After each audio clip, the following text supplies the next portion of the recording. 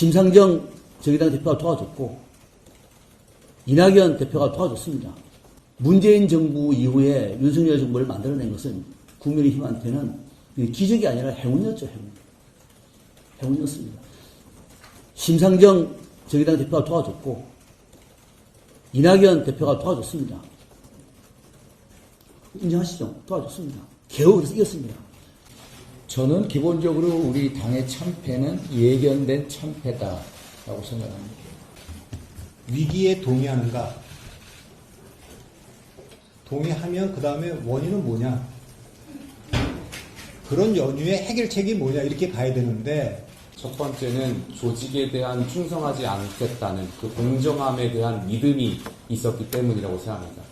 그리고 두 번째는 대한민국이 당면한 국가개혁 과제들을 힘차게 추진할 거라는 희망이 있었을 거라고 생각합니다. 저는 국제정치든 국내정치든 조폭이든 위기질서가 잡혀있을 땐 전쟁이 안 난다고 봅니다. 전쟁은 위계가 무너졌을 때 나는 겁니다. 왜? 윤석열 대통령은 정치를 모르는 사람이에요. 모르는 사람들을 국민의힘이 데리고 오지 않았습니까? 잘 가르쳐서 또 잘 조언해서 성공한 정부를 만들겠다 약속하면서. 근데 지금 와가지고 윤석열 대통령 탓한다고 전혀 동의하지 않습니다. 저는 기본적으로 우리 당의 참패는 예견된 참패다라고 생각합니다. 제가 작년 여름부터 수도권 위기론을 계속 말씀드렸습니다. 총선에서 승리하려면 수도권에서 이겨야 되는데 수도권이 심상치 않다. 수도권 위기의 본질이 뭔지 원인 분석을 하고 처방을 만들고 대책을 만들어라. 여러 차례 주문했습니다. 수도권에 맞는 인물들을 빨리 전략적으로 배치하고 전략과 메시지와 정책과 공약을 제시하라. 그런데 당 지도부가 제대로 대처하지 못했다.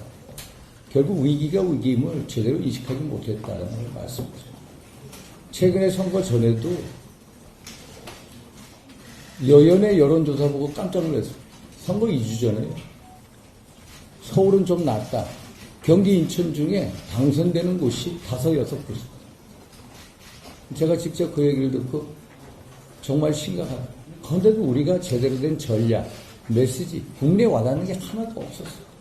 그래서 이 선거는 기본적으로 예견된 참패다. 그리고 선거를 제대로 못 치렀다. 라는 말씀을 꼭 드리고 싶습니다. 대패를 한 그 정당에 불려오면 또 그런 정당에서 뭐 이렇게 물어보면 꼭 이제 순서대로 3가지를 먼저 물어보거든요. 위기에 동의하는가? 동의하면 그 다음에 원인은 뭐냐? 그런 연유의 해결책이 뭐냐? 이렇게 가야 되는데 위기에 동의를 안 하면 그 다음을 나갈 수가 없어요. 위기에 일단 다 동의를 해줘야 원인과 해결책에 대한 얘기를 하는데 그 뒤에도 3가지가 있죠. 원인과 해결책을 알고 있었는데도 실행하지 못하는 경우, 원인은 아는데 아직 해결책 못 찾은 경우, 원인도 모르는 경우, 이렇게 뭐 순서대로 가거든요. 컨설팅이라는 게. 근데 지금 제가 보기에는 뭐 대통령께서도 그렇고 일부 영남 의원들도 전혀 위기를 못 느끼는 것 같습니다.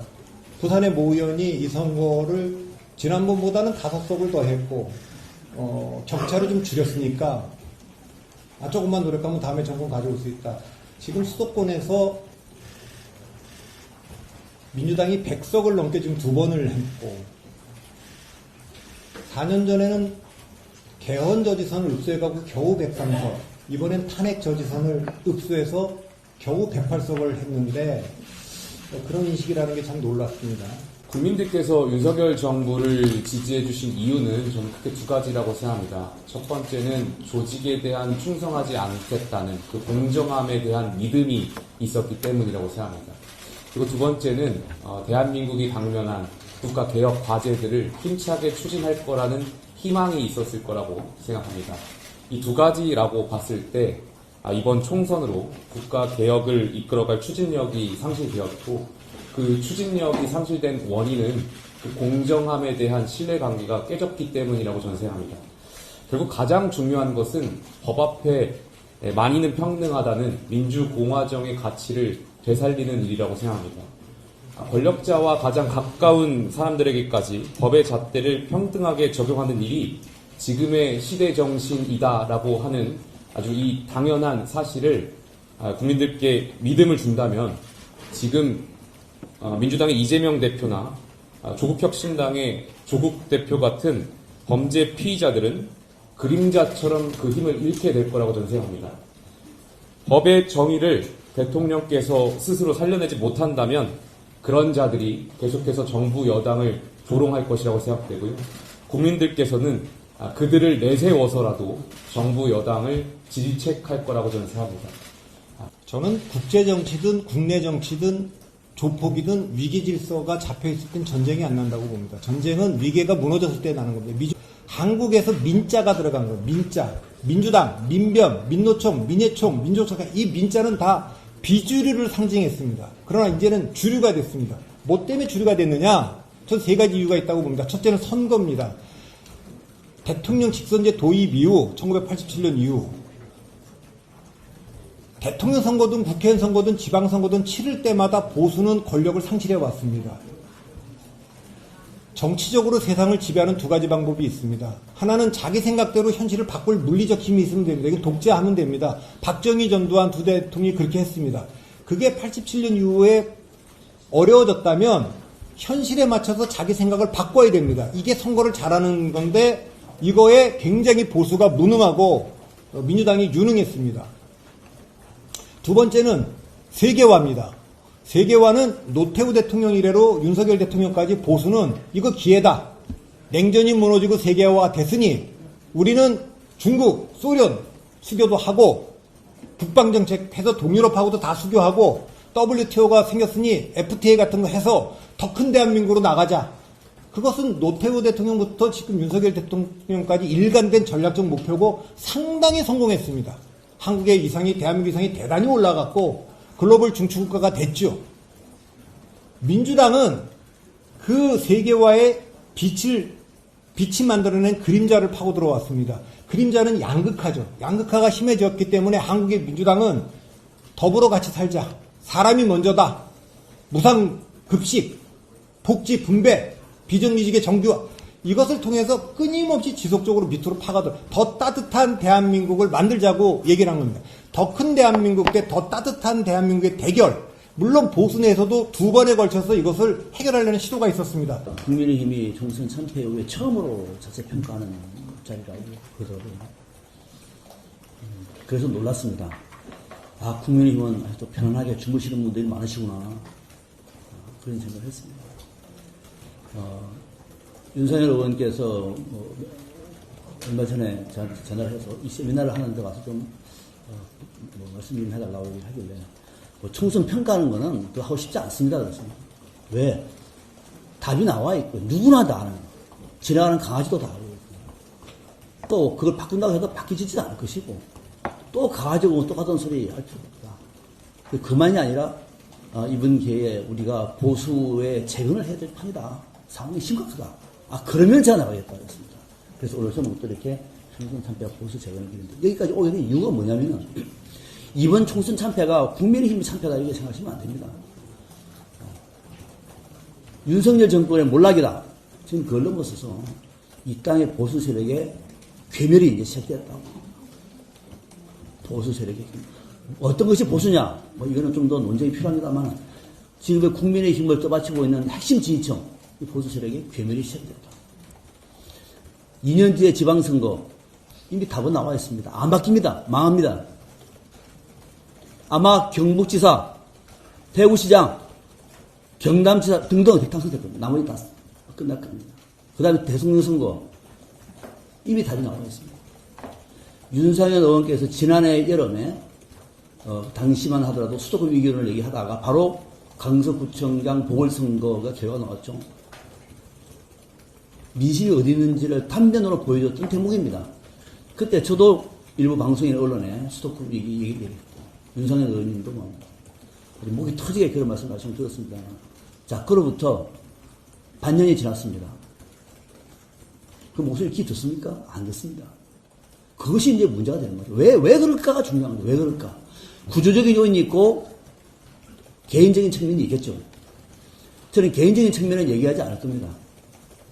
왜? 윤석열 대통령은 정치를 모르는 사람이에요. 모르는 사람들을 국민의힘이 데리고 오지 않았습니까?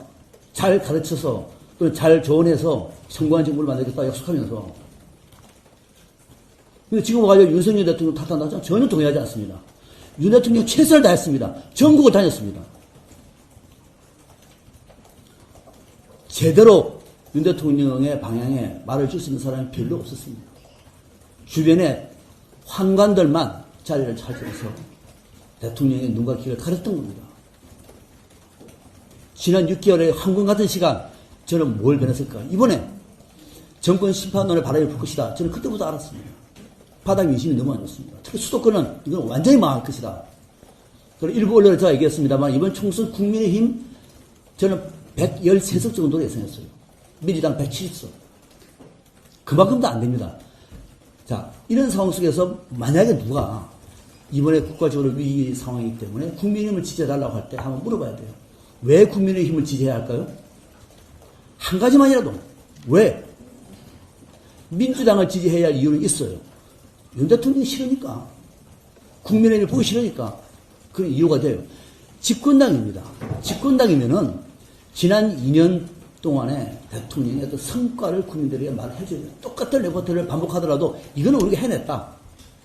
한 가지라도 손에 잡히는 게 있어야 되는 거예요. 지난 2년 동안에 30%의 국민 지지율에 갇혀 있었습니다. 그러면서도 대통령은 별 문제가 아닌 것처럼 했습니다. 참모들도 야, 그렇게 하십시오. 인사청문회 야당이 반대하는 건 정해져 있는 건데 그냥 고합시다. 고해. 이런 식으로 왔습니다. 자, 이러는 과정에 어떤 문제가 생기느냐면은 결국은 당이 김기현 체제로는 승선이 없으니까 한동훈을 데려왔습니다. 그 한동훈도 똑같은 얘기예요. 좀 참신할 줄 알았죠, 그죠? 좀 신선했습니다. 좀 젊고 뭔가 바람을 불어일으킬 수 있지 않을까? 끝나는 바람은 매번 냉혹했습니다. 자, 앞으로 또 2년 뒤에 지방선거 또 아마 외부에서 데려올 거예요. 비상대책위원장 또 모시고 올 거예요. 또 외부에서 또 망할 겁니다. 큰일 났네. 다음 대통령 선거 때 또 외부에 비상대책위원장 모시고 올 거예요. 또 망. 자, 왜 그러냐?